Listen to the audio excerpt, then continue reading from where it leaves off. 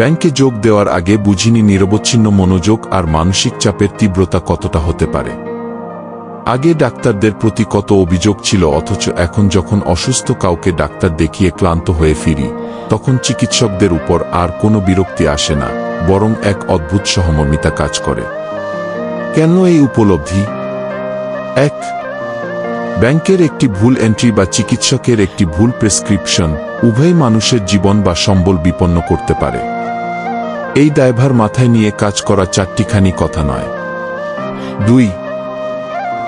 ব্যাংকের দীর্ঘ লাইন আর হাসপাতালের জরুরি বিভাগের ভিড় দুটোই মানুষের ধৈর্য পরীক্ষা করে। দিনভর অসংখ্য মানুষের প্রশ্নের উত্তর দেওয়া আর সেবার মান বজায় রাখা কতটা কঠিন তা কেবল ভুক্তভোগী জানে। 3. আমরা দুজনই দিন শেষে মানুষ। হাজারো ব্যক্তিগত সমস্যার মধ্যে উঠে হাসিমুখে সেবা দেওয়ার যে আপ্রাণ চেষ্টা আমরা করি, তা বাইরের মানুষের চোখে হয়তো সবসময় ধরা পড়ে না। চাপ যখন পাহাড়সম হয়, তখন একজন ব্যাংক কর্মকর্তা আর একজন চিকিৎসকের ভাষা একই হয়ে যায়। আমরা দুজনেই সময়ের সাথে যুদ্ধ করি, আর মানুষের আস্থার মর্যাদা রক্ষা করি কি